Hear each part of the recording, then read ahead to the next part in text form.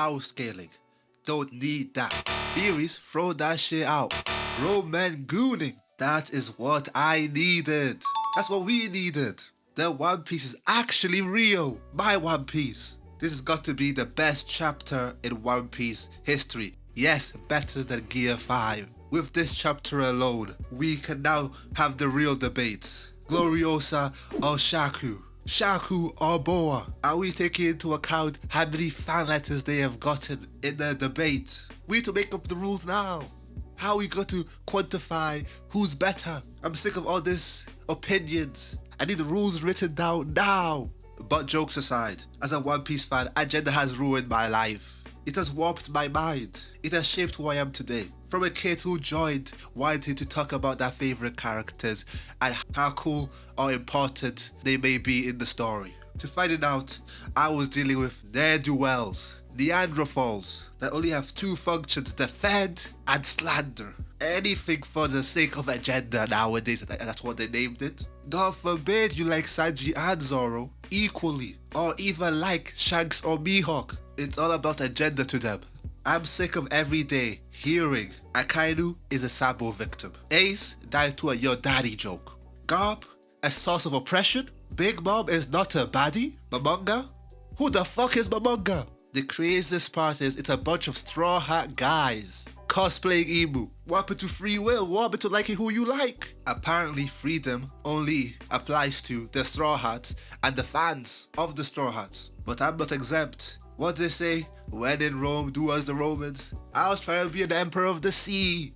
I was slandering anyone could get it. Kaido, Roger, Luffy, Zoro, Law, Kid, Sanji. Slander here, slander there, anyone. But after the last chapter, I understood that after one or two characters, people really don't care about no one. They don't really believe in what they're saying. They're just doing it, re-spilling, retweeting anything they hear and trying to rage bait. I'm trying to understand the game. Everybody was just doing it for the love of the game. There was no passion in it anymore. After years of slandering Goldie Roger and saying he wasn't my pirate king, it took one chapter for him to actually show his personality. Imagine, after chapters of just seeing him smile, give you half a sentence, just leave a cliffhanger so we don't know what the will of D is, a couple clashes here and there, we actually see his personality and now we start to hate on him. And that's all it took for you guys to join my side. This side. With that information, I've accepted it. I will be retiring my jersey.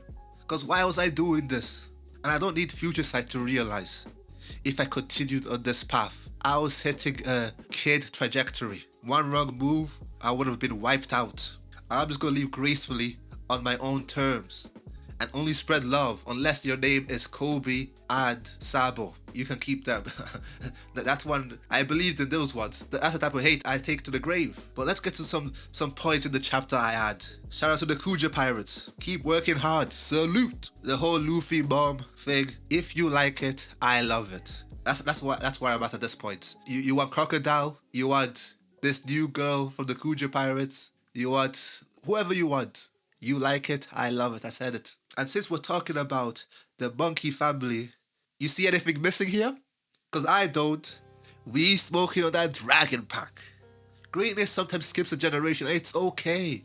Sometimes you can't live up to your father or even your son's legacy. You're just normal. Not everybody in the family needs to be star players. We need some people in the corner. Get ready for me to pass you the ball and shoot. Don't even dribble. For the whole low-key section, you guys love to blame the mom. I think you're going crazy. I think she's bad. But I get the reaction. But that's not the main point.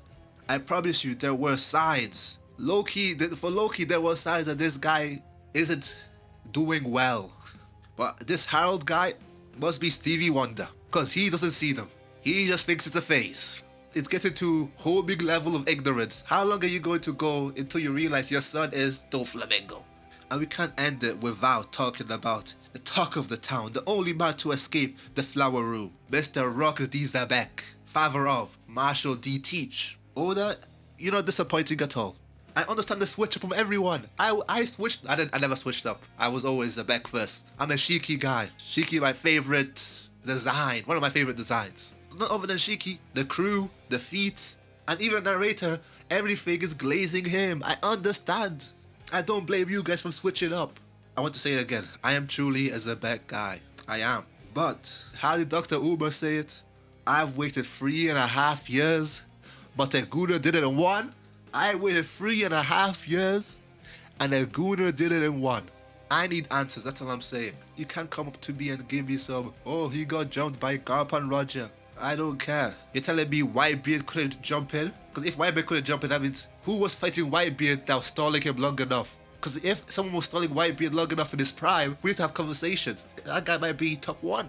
Who was slowing down Shiki? Big Mom? Captain John? I don't think he was a fighter, but all these guys, he had all these guys. None of them could help him in a 1v2. Couldn't make it fair. That's all I'm saying. They gotta do him like Madara. Someone's gotta sneak him or something to make it make sense. But please don't. That shit was ass. You gotta cook. I don't know how you gonna explain it to me for it to make sense to me. But you gotta cook. Once again, great chapter. Best chapter to me. One of my favorite ones. One of them ones. But what do you guys think?